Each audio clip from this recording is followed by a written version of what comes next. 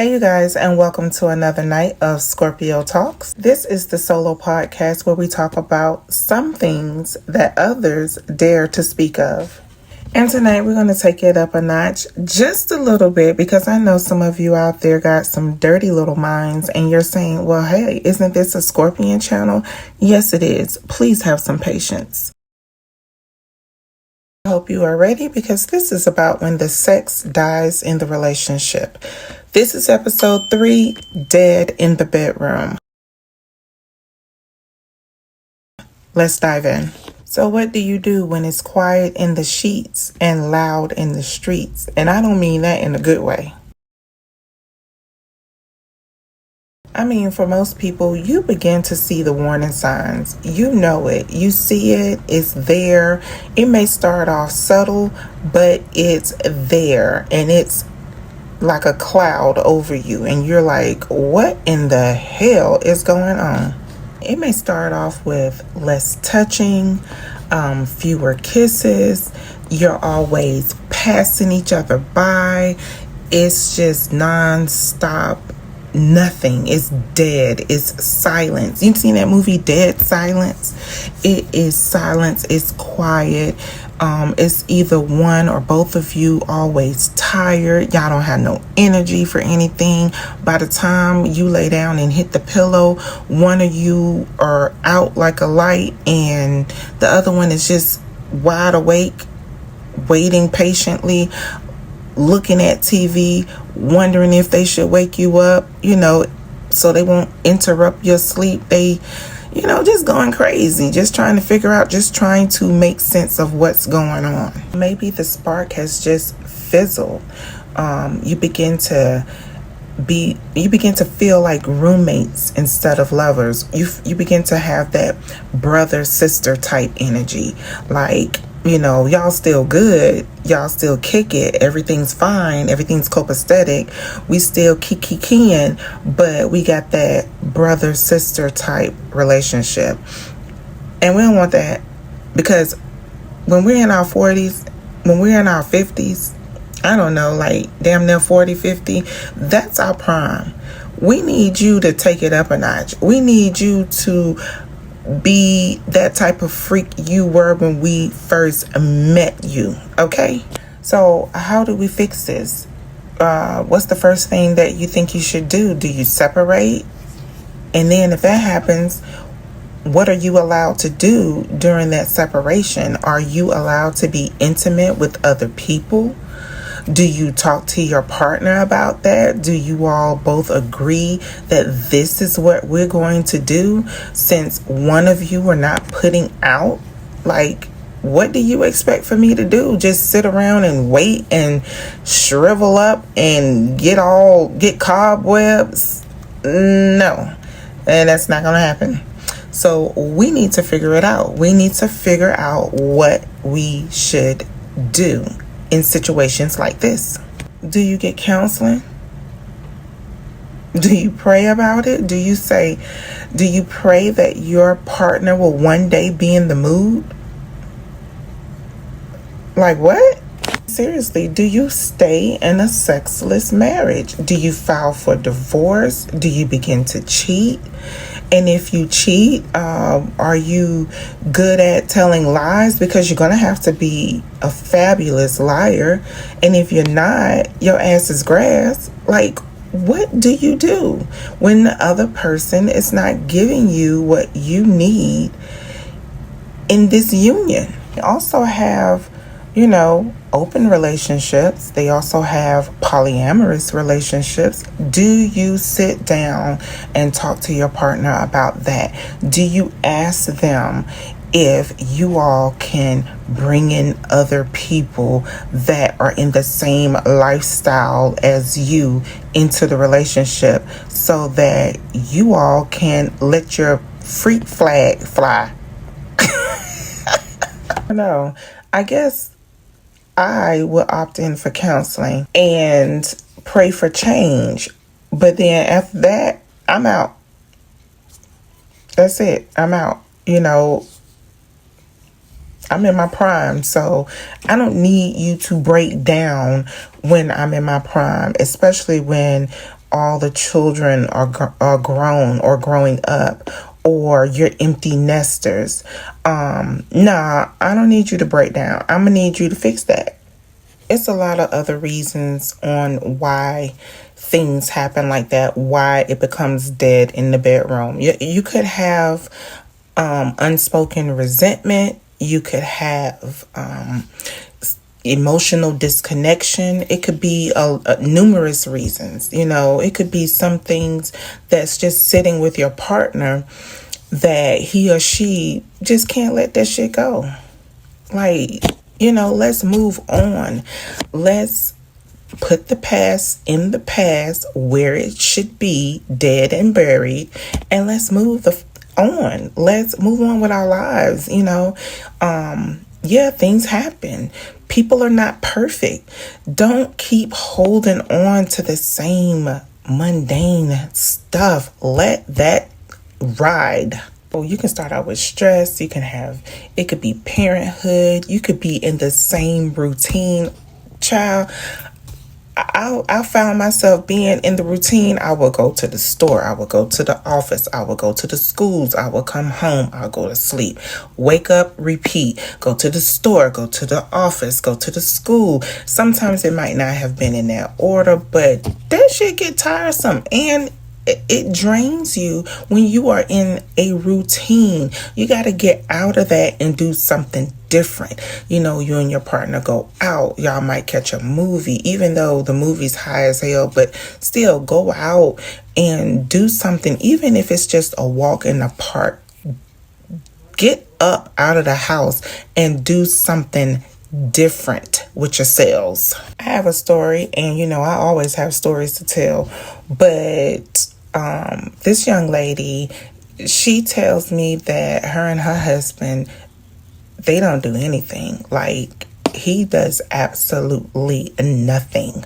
She could plan to do something, get tickets for something, for them to go out, and she ends up doing it by herself. No, there is no way in hell that I'm going to pay tickets for me and my spouse to go somewhere and he turns me down and say no, he doesn't want to go. You cannot be boring in a relationship. Your ass would get left so fast.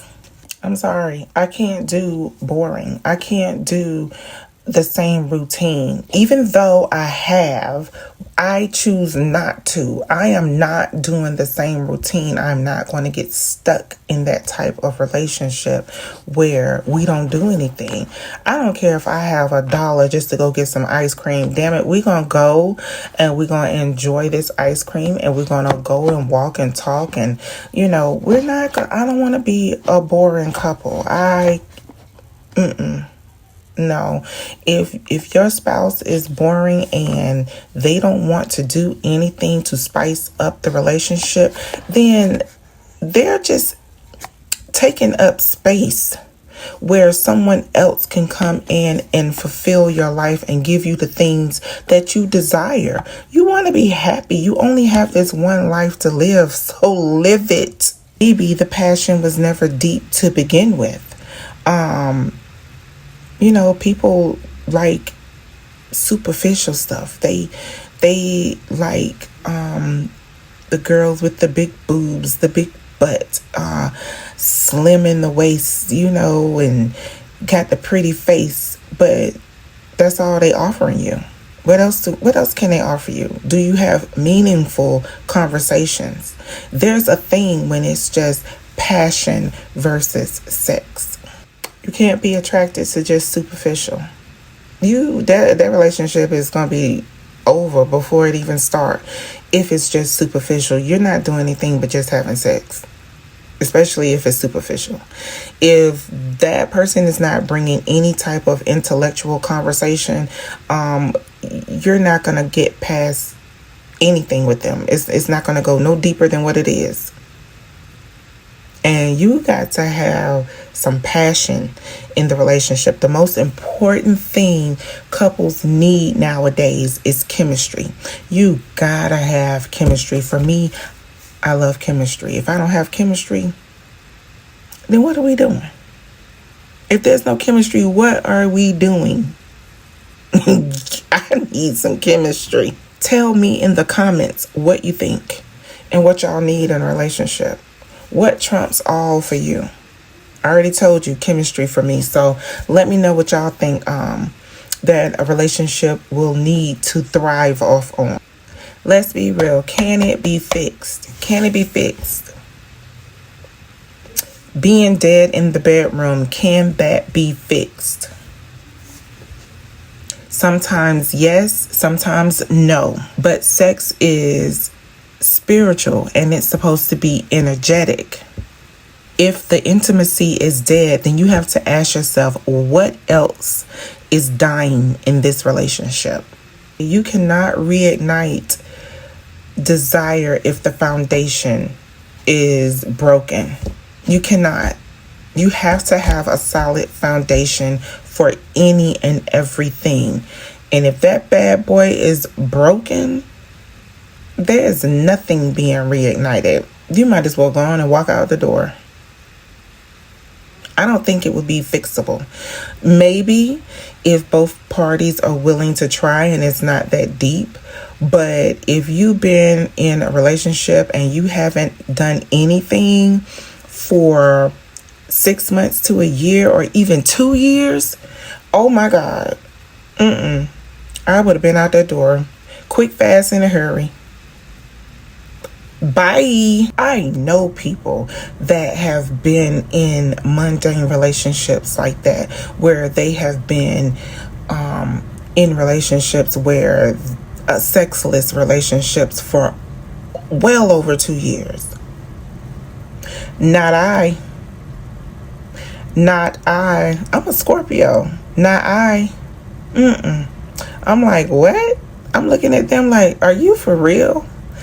What are you doing about it? That's what I wanted to ask. Like, what steps are you taking to change that drought? Seriously, before we close, dead in the bedroom does not necessarily mean dead in love. You know, sometimes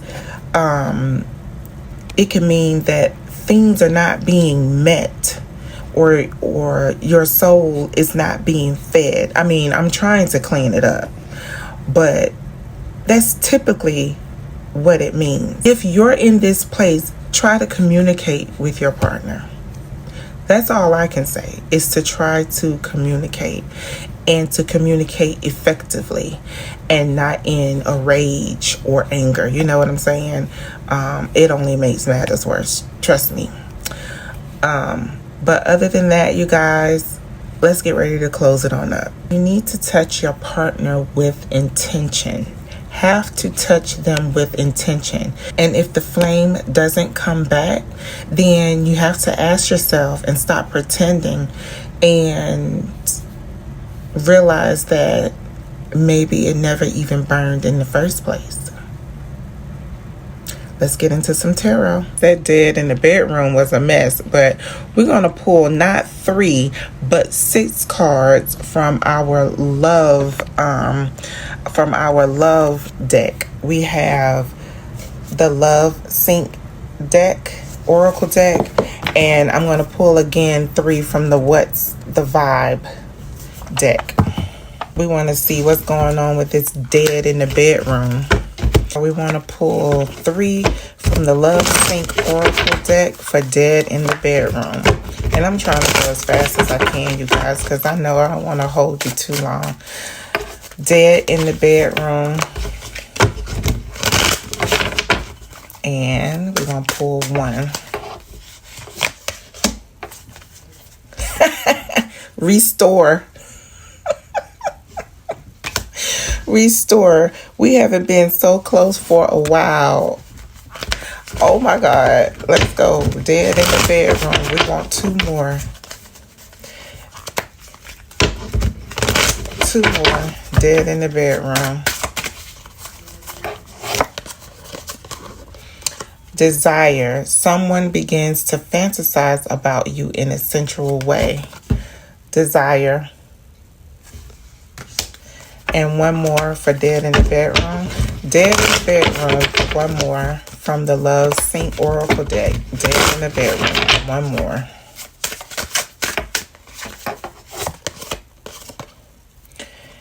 There we go with that liberating again. You can't heal a toxic lover. Realizing this, you will find freedom.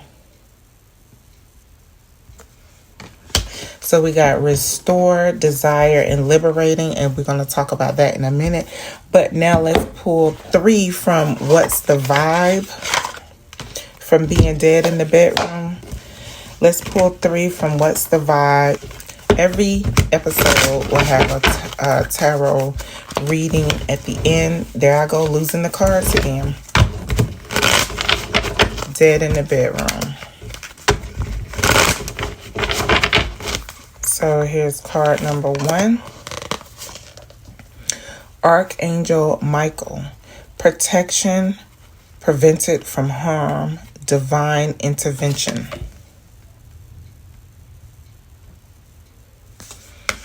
He's protecting you from being dead in the bedroom. Dead in the bedroom. Possibilities. Follow your dream. Make up your mind. Believe in yourself. And the last one from What's the Vibe?